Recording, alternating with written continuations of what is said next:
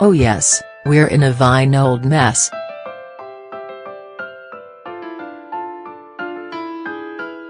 Jeremy, has the world gone mad? I must say his answer comes as a relief. I thought it was just me.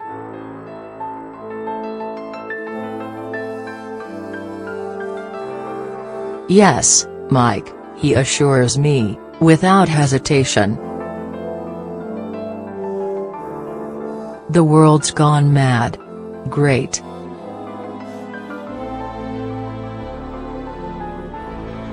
Except Jeremy seems quite pleased about it. I guess he would.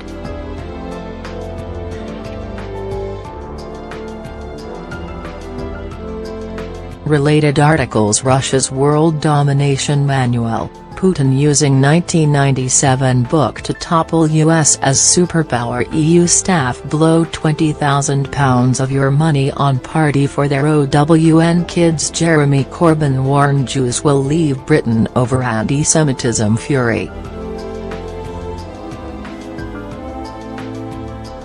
Elections now are like voting on Strictly or Celebrity Big Brother, where people only make their decision as they're walking into the voting booth. Jeremy Vine as the new permanent host of Channel 5's daily current affairs show, previously called The Right Stuff, under founding host Matthew Wright, now called just Jeremy Vine. He'll naturally want loads to sink his teeth into.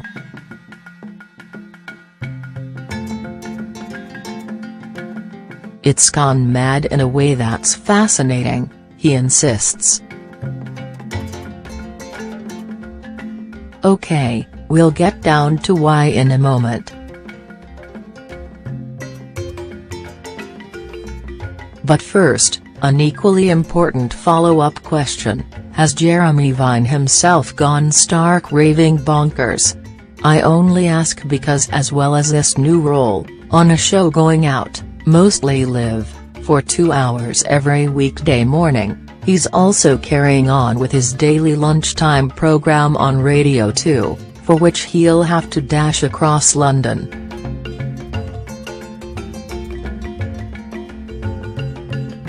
But it turns out I needn't have worried.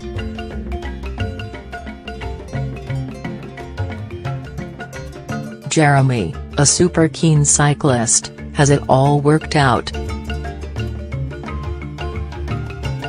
To the second.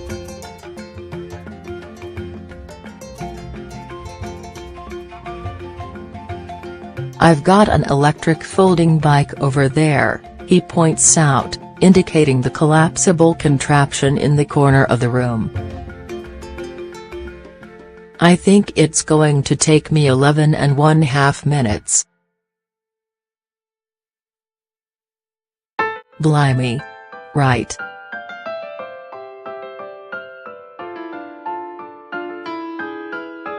So anyway, you were saying, Jeremy? About the world's madness being fascinating. It's so unpredictable now, he explains.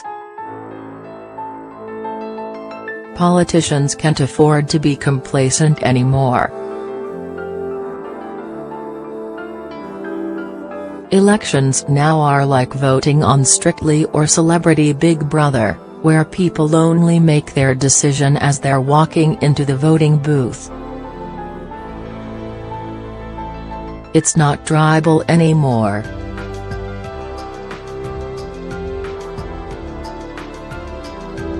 It's hot-button politics.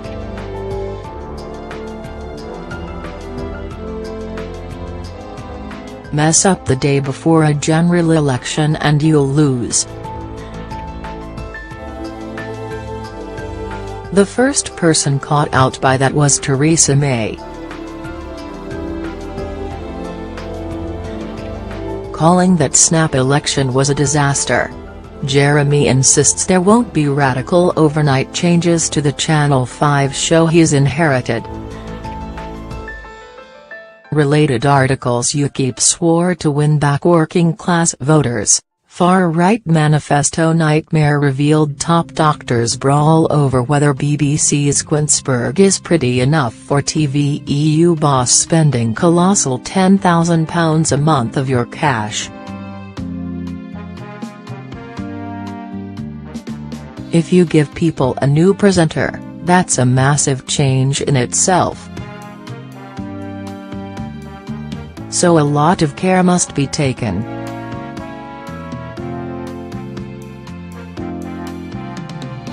It's like moving a precious vase. And with all these hot topics to talk about, politically and beyond, how hard will it be, as host, to stay neutral? Well, there's one subject I just can't be neutral on, which is cycling. That's a no-hoper. But generally, I think impartiality is good for a journalist. I don't really want to say what I think of Brexit or Trump, because once I do that I become part of the panel. Besides, I don't think my opinions really matter. And to be honest, Mike, they change every morning when I wake up. So I'd rather hear what others think.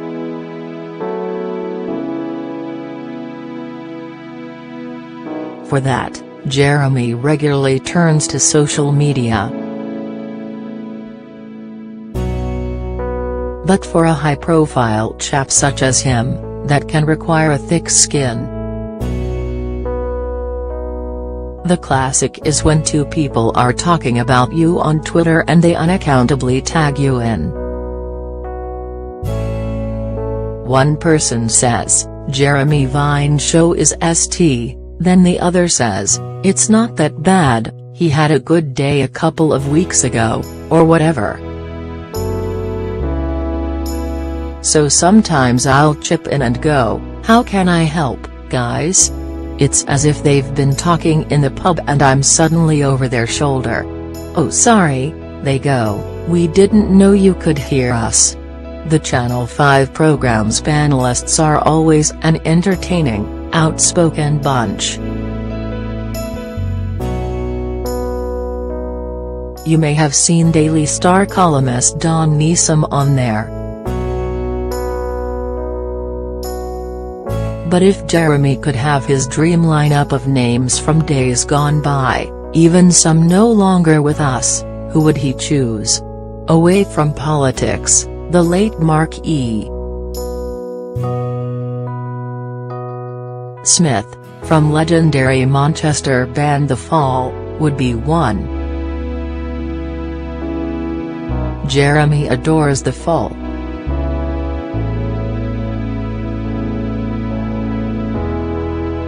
Bowie, too, of course, God rest his soul. And past politicians? Tory veteran Michael Heseltine, now 85, would be a pick, he says. I've a lot of time for Neil Kinnock, too. There's a great rawness to him.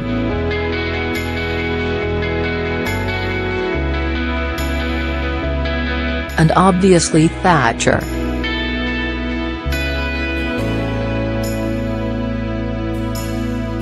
Incredible. Current politicians he sounds less excited about. I feel sorry for them, because I feel we've made them button up. If they step out of line these days by even a centimeter, we all cry, "Oh, that was a gaffe." Most play it so tight now. It's really tricky.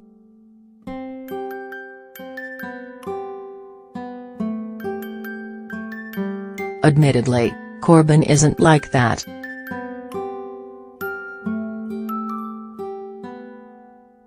Nor is Boris.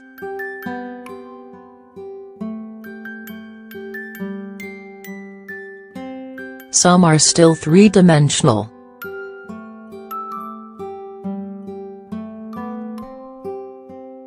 but they're few and far between. I diarist Jeremy Vine, Monday to Friday, 9:15 am, Channel 5.